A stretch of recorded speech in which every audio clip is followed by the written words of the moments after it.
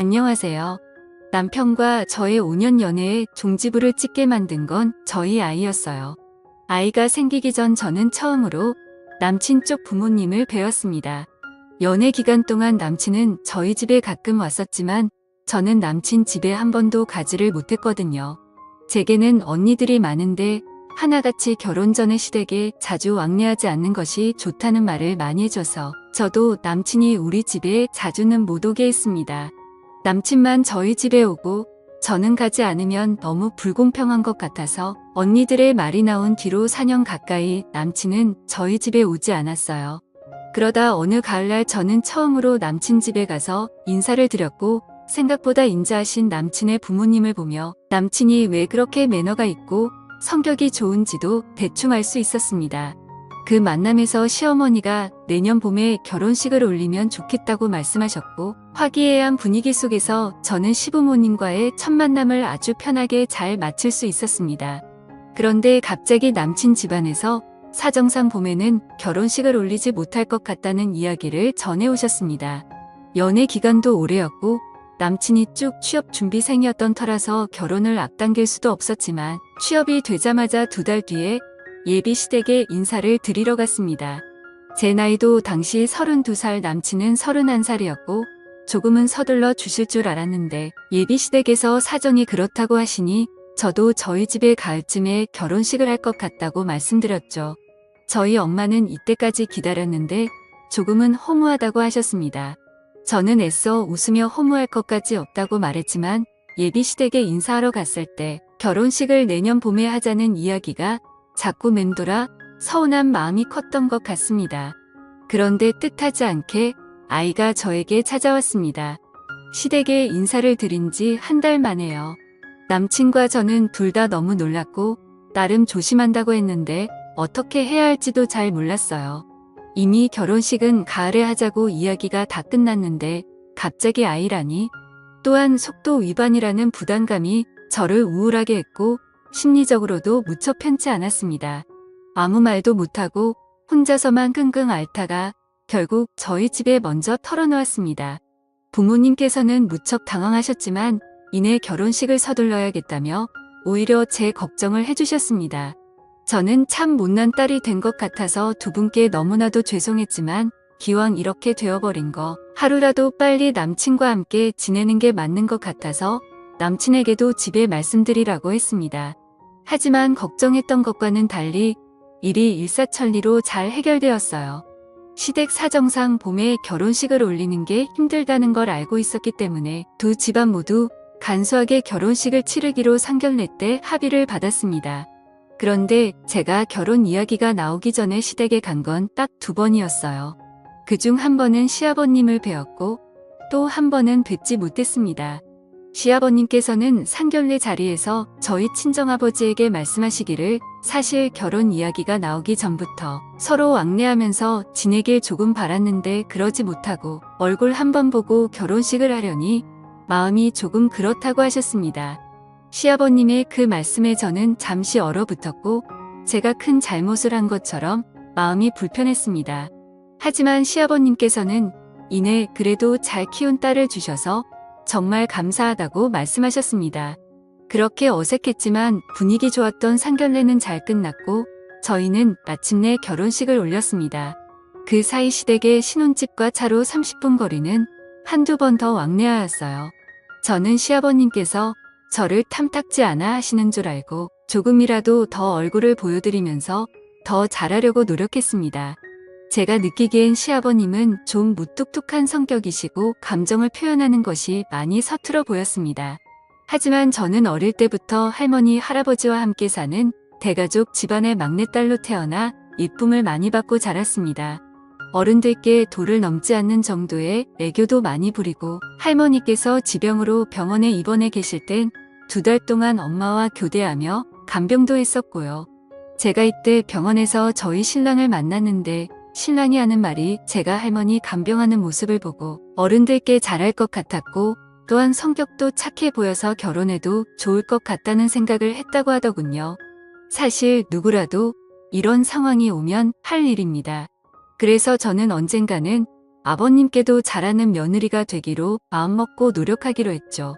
하지만 시댁에 전화를 걸어 어머님이 아닌 아버님의 음성이 들리면 이전에 마음먹었던 것들은 어디로 다 사라졌는지 그저 덜덜 떨리는 음성으로 아버님과의 짧은 통화를 끝내곤 했습니다.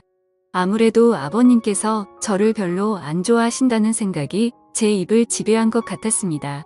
정말 제 본심은 그게 아닌데 너무 죄송했어요.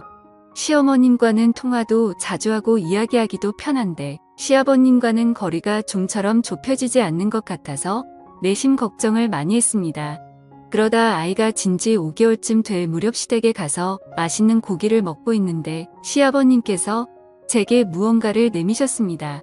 아가야, 아버님께서 평소엔 제 이름을 부르시지만 편의상 아가라고 하겠습니다. 약사한테 물어보니까 이 영양제가 참 좋다고 하더구나. 그러니 이거 잘 챙겨 먹어라. 보니까 종합 영양제였습니다. 생각지도 못한 선물에 감동을 받아서 시아버님께 감사하다는 인사를 얼마나 했는지 모릅니다. 나를 완전히 밀어내고 있지는 않으신가 하는 생각도 들었고요. 제가 조금씩 더 다가가면 시아버님과 조금은 편하게 이야기할 날이 올 것 같아서 그래서 저는 괜히 시아버님 곁에 가서 이런저런 사회 이야기, 정치 이야기, 스포츠 이야기 등등에 대해 여쭈었고 시아버님께서 말씀해 주시는 내용에 귀를 기울였습니다. 제 의견은 잠시 적고 시아버님의 말씀만 듣기로 생각한 거였죠. 말씀을 듣고 있다 보니 생각보다 시아버님의 인상에 많은 표정이 담겨 있다는 걸 알았습니다. 살짝 웃으실 때 눈가에 퍼지는 주름이 멋져 보이기까지 했으니까요. 아버님께서는 생각보다 훨씬 인자한 눈빛을 가지신 분이셨습니다. 그렇게 저는 아버님과 유쾌한 대화를 나누었습니다. 그 뒤로는 시댁에 전화드리는 것이 조금은 편해졌습니다. 아버님 말씀에 귀를 기울이게 되고 또 그 말씀 하나하나가 저에게 다 유익했습니다. 시종 일관, 저는 내내 아버님 잘 알겠습니다. 네, 그렇게 하겠습니다로 끝맺음을 했고 저도 모르게 입가에 미소가 번지는 날들이 많았습니다. 당시 신랑이 취업한 지 얼마 되지 않아서 급여도 적었고 저는 임신 중이라 다니던 직장을 그만두고 집에서 태교에만 전념하다 보니 크게 돈이 모이지는 않았습니다. 그런데도 제 마음이 무겁거나 그렇지 않은 게 아마 시댁 스트레스가 전혀 없었기 때문인 것 같아요. 그렇게 아무 일도 없이 흘러가던 어느 날 시아버님께서는 공무원이신데 하루는 저희 신혼집 근처의 연수원에서 교육을 4일 동안 받게 되었다고 제게 전화를 하셨습니다. 저는 바로 아버님과 저녁 약속을 잡았고 신랑에게도 연락해서 오늘은 일찍 퇴근해서 아버님과 같이 식사하자고 말했습니다.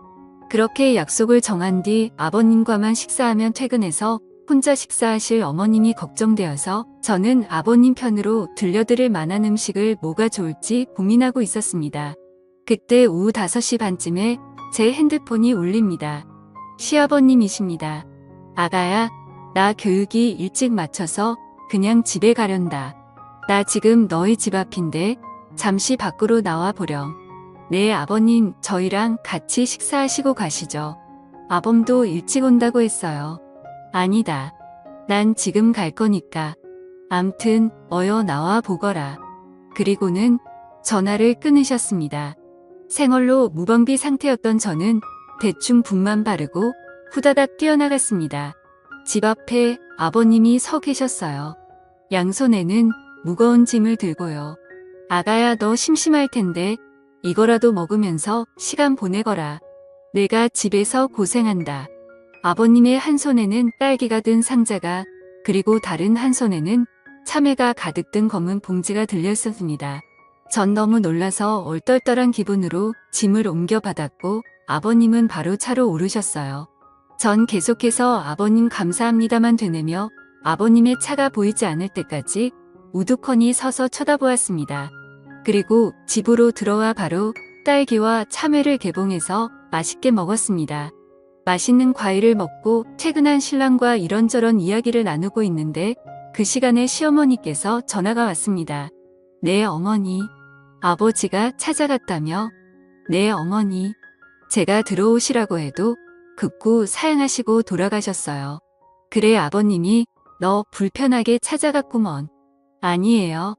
저녁 식사 같이 하려고 했는데 일찍 끝나셨다며 그냥 가셔서 제가 무척 죄송했어요. 그리고 아버님께서 맛있는 과일을 사다 주셔서 지금 그거 먹고 있고요. 저만 호강해서 어떻게 해요. 별소리를 다 한다. 아무튼 놀랐겠네. 그럼 쉬어라. 네, 어머니. 쉬세요.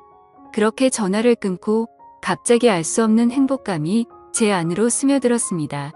저는 북적북적한 집안의 막내딸로 밑에 남동생도 있고 태어나서 별로 큰 관심도 못 받고 자라왔습니다. 제가 초등학교 때 저희 집 식구가 11명이었습니다. 일순간 관심의 대상이 되는 게 너무도 기분 좋은 일이더군요. 저희 친정에선 확실하게 착한 일을 해야만 칭찬을 듣고 그 외에는 그냥 그러려니 하는 분위기라서 저는 어릴 때부터 친정 부모님의 눈에 드는 게 참 어려웠거든요. 그러고 나서 다다음 날 홈쇼핑에서 소개한 교육보험 때문에 시어머니께서 제게 전화를 주셨어요. 꽤 괜찮은 것 같아 보이니 저더러 한번 알아보라고 하시더라고요. 제가 봐도 괜찮다 싶으면 어머니께서 보험을 들어주겠다고 하셨습니다. 그래서 알아보니 부모들 중 한 분께서 돌아가셔야만 자녀들이 혜택을 받는 상품이더군요. 전 좀 황당해서 그날 저녁에 시댁에다 전화를 드렸어요.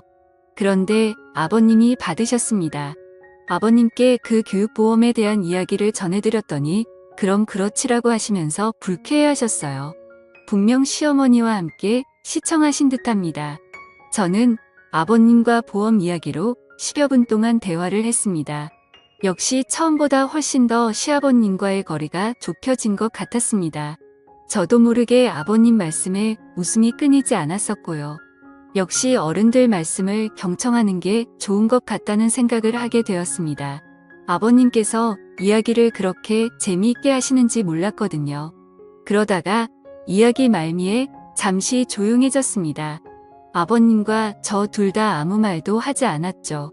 그때 아버님께서 진지한 목소리로 이러시는 겁니다. 아가야, 나는 내가 이쁘고 귀엽고 그래서 정말로 좋아. 갑작스런 아버님의 표현에 저는 눈이 휘둥그레져서 말씀드렸습니다. 아버님, 저도 시댁 식구들 다 좋아요. 하지만 제가 아직 표현이 서툴러서 잘해드리지를 못하네요. 그런 건 시간이 지나면 다 되는 거야. 아무튼 넉넉하지 못한 집안에 시집와서 내가 고생이 참 많다만. 아니에요, 아버님. 그리고는 아버님께서 저에게 몸 관리 잘하고 항상 조심해서 다니라는 말씀으로 대화가 끝나고 전화도 끊어졌습니다. 저는 한동안 우두커니 서서 가만히 전화기를 들고 있었습니다.